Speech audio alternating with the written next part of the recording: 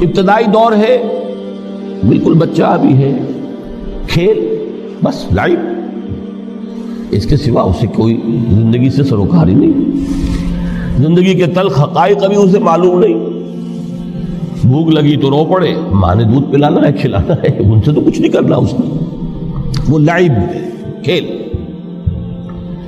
لیکن تھوڑا سا آگے چلتے ہیں، ٹین ایجر سٹیج میں جب داخل ہوتا ہے آدمی تو اب وہ نرا کھیل، معصومانہ کھیل نہیں رہتا، اس میں تلذذ، سینشول گریٹیفیکیشن کا عنصر شامل ہو جاتا ہے۔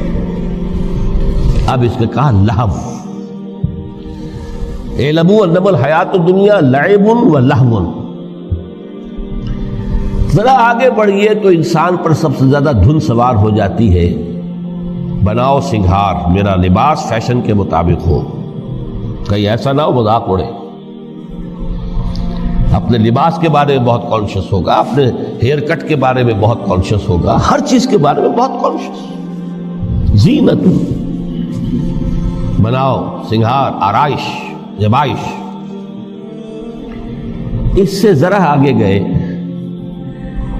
تکاثر فی الاموال والانفس تفاخر بینکم، یہ سمجھیے کہ تقریباً 30 برس کی عمر جب انسان کی ہوتی ہے، اب فخر، تفاخر، یا دولت پر فخر ہوگا، یا نسب پر فخر ہوگا، یا اپنی کسی سیاسی حیثیت پر فخر ہوگا، اپنی چودراہٹ پر فخر ہوگا۔ تفاخر بینکم، جس میں جان میں چونکہ توانائی ہوتی ہے، قوت ہوتی ہے، لیکن اس کے بعد جب عمر ڈھلی بڑا ریئلسٹک ہو جاتا ہے انسان۔ پھر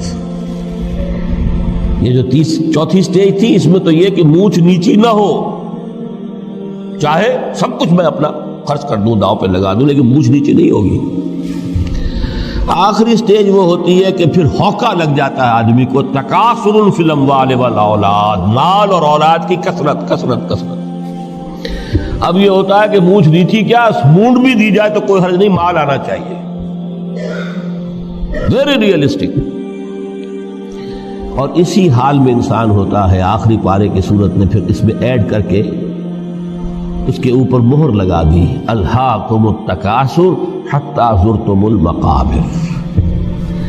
یہ تکاثر جو ہے پیچھا نہیں چھوڑتا، اتنی دولت بھی ہے کہ آپ کی 10 نسلیں کھا سکے اطمینان سے بیٹھ کر، تب بھی صبر نہیں ہوتا۔ بڑے میاں کی ٹانگیں جو ہے وہ قبر میں لٹکی ہوئی ہیں، لیکن تکاثر جو ہے، تکاثر مال، وہ پیچھا نہیں چھوڑتا۔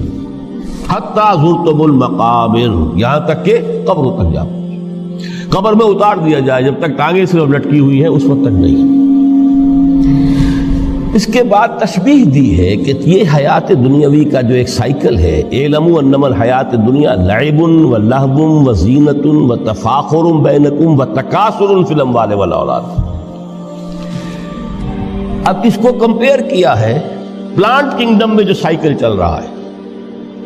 یہ ہمارا سائیکل ہے 60-70 برس کا، بچہ پیدا ہوا، خوشیاں منائی گئی، پھر وہ لڑکپن سے، پھر ٹین ایجر سٹیج سے، پھر جوانی ہے، پھر ادھیڑ عمر ہے، اور پھر بڑھاپا ہے، اور پھر قبر میں اتارا جانا ہے۔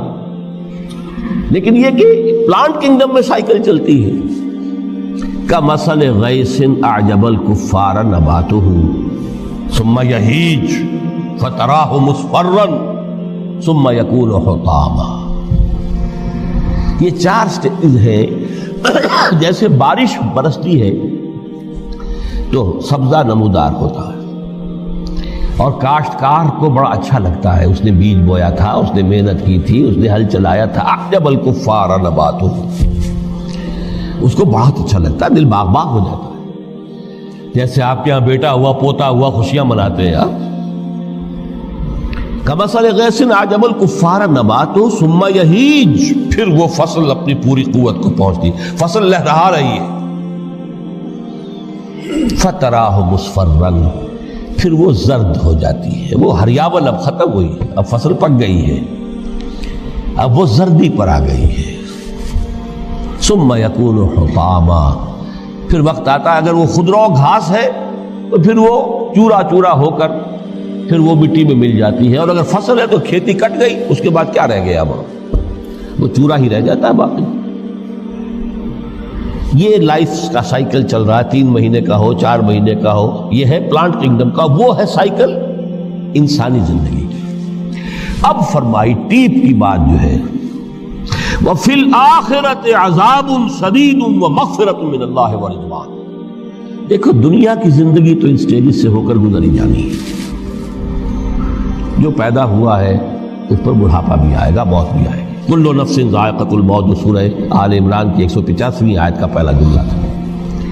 ہر انسان کو جو پیدا ہوا موت آنی ہے۔ اب یہ ہے کہ وہ کہیں آپ نے محل میں گزار لی زندگی، کسی کٹیا میں گزار لی زندگی، کسی کی فٹ پاتھ پر گزر گئی زندگی۔ زندگی گزر جاتی ہے، گزرتی ہے، اور ان 5 سٹیجز میں سے ہو کر گزرتی ہے۔ آپ گندی گلیوں میں بچوں کو کھیلتے ہوئے دیکھتے ہیں، وہ بھی کھیل رہے ہوتے ہیں، نالیوں کے پانی کے اندر کھیل رہے ہوتے ہیں، ان کا بھی کھیل ہے، گندے جوہڑ میں کھیل رہے ہوتے ہیں۔ وہ تو ہے زندگی کی وہ سٹیج جو ہے کھیل کی ہے۔ کسی کے پاس بڑے قیمتی کھلونے ہیں، ان سے کھیل رہا ہے، کوئی اس طرح گلی ڈنڈا کھیل رہا ہے یا کچھ اور کھیل رہا ہے، لیکن وہ 5 سٹیجز تو آئیں گی۔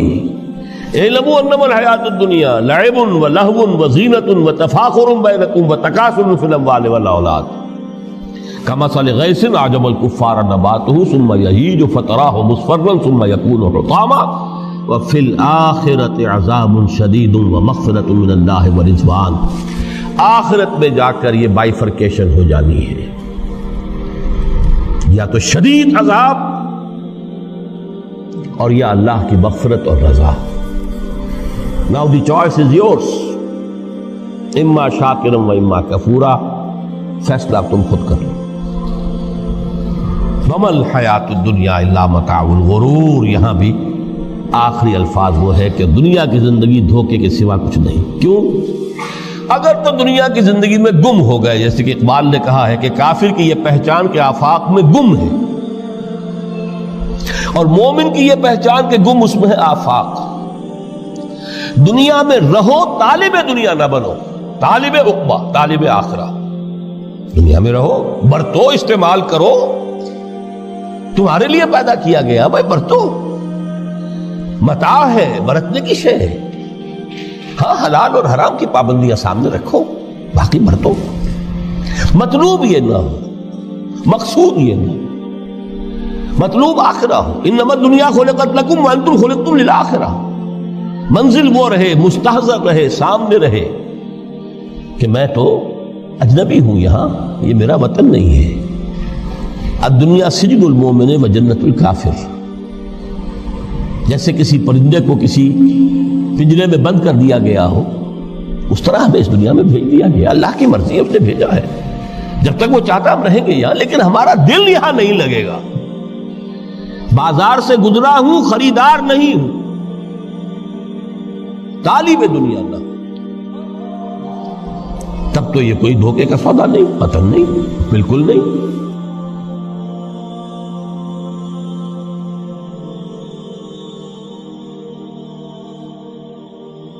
انہاں اکھیاں نہ ویکھیا نہیں اللہ، انہاں اکھیاں نہ ویکھیا نہیں اللہ، اساں تے سونا یار ویکھیا، انہاں اکھیاں نہ ویکھیا نہیں اللہ، اساں تے سونا یار ویکھیا،